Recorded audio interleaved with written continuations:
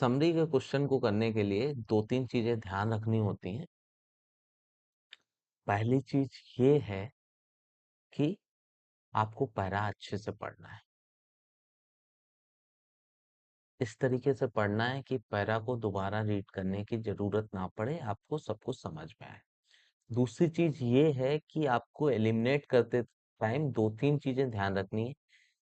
आपको वो सारे ऑप्शंस एलिमिनेट करने हैं जहां पे मीनिंग डिस्टॉर्ट हो रहा है या फिर इंफॉर्मेशन एक्स्ट्रा दी गई है। उसके बाद जो ऑप्शन बचते हैं उसमें से वो ऑप्शन सिलेक्ट करना है या फिर वो ऑप्शन आपकी समरी होगा जो पैरा को बेटा कैप्चर कर रहा है। इस चीज को समझते हैं कैट 2025 स्लॉट 1 के क्वेश्चन से।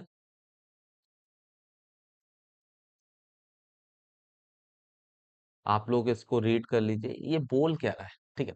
देखते हैं। जॉम्बी सेल्स में contribute to age related chronic inflammation. ये बोल रहा है कि जॉम्बी सेल में कंट्रीब्यूट किसमें, एज रिलेटेड क्रोनिक इन्फ्लेमेशन में।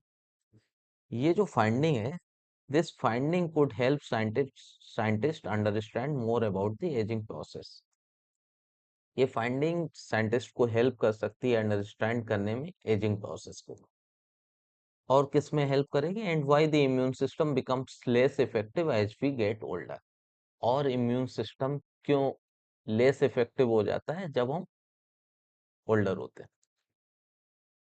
Zombie or senescent cells are damaged cells that can no longer divide and grow like normal cells. बोलते हैं कि जॉम्बी या फिर सेनेसेंट सेल्स क्या है, डैमेज सेल्स हैं जो no longer divide and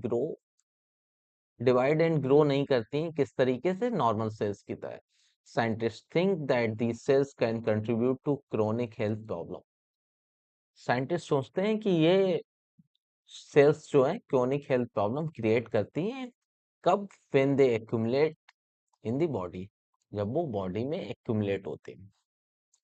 in anger people the immune system is more effective. बोलता है कि एंगर पीपल में इम्यून सिस्टम क्या होता है, मोर इफेक्टिव होता है किस काम के लिए, at clearing senescent cells from the body through a process called apoptosis. बोला है कि इन सेल को, सेनेसेंट सेल को क्लियर करने में इम्यून सिस्टम यंग लोगों में इफेक्टिव होता है किस प्रोसेस के थ्रू, एपोप्टोसिस के through. But as we age, जब हम लोगों की एज बढ़ती है, this process becomes less efficient. जैसे जैसे एज बढ़ती है ये प्रोसेस जो है ना लेस एफिशिएंट हो जाता है। उससे क्या होता है, as a result there is an accumulation of senescent cells in different organs in the body. उससे क्या होता है कि एक्यूमुलेशन होता है सेनेसेंट सेल का different part of the body, in different organ in the body, either through increase production, या तो इनक्रीज प्रोडक्शन, इनका प्रोडक्शन ज्यादा हो रहा होता है, या फिर reduced clearance by the immune system, या फिर इम्यून सिस्टम से क्लियरेंस उतना ये क्लियर नहीं हो पाती है क्योंकि इम्यून सिस्टम क्या होता है, लेस एफिशिएंट हो चुका होता है, तो ये उतने अच्छे से क्लियर नहीं कर पाता है, तो इसलिए ये एक्यूमुलेट होने लगती। The zombie cells continue to use energy though they don't divide. ये जो जॉम्बी सेल्स हैं वो एनर्जी यूज करती रहती हैं हालांकि वो डिवाइड नहीं होती हैं, and often secrete chemicals that cause inflammation. और ऑफन वो केमिकल्स सेक्रेट करती हैं जो इन्फ्लेमेशन, जिसके थ्रू इन्फ्लेमेशन होता है। Which if persistent for longer period of time, अगर ये inflammation longer period of time के लिए परसिस्ट करता है, कैन डैमेज हेल्दी सेल्स, ये हेल्दी सेल्स को डैमेज कर सकता है, जिससे क्या होता है, लीडिंग टू क्रोनिक डिसीज, जिससे क्रोनिक डिसीजेज हो सकती है। ठीक है, अब एलिमिनेट करते हैं, ऑप्शंस पे आते हैं। ए क्या बोल रहा है, senescent zombie cells are inactive और malfunctioning cells that can be found throughout the body. कहीं पे भी बात नहीं की है कि ये cells throughout the body मिलती है।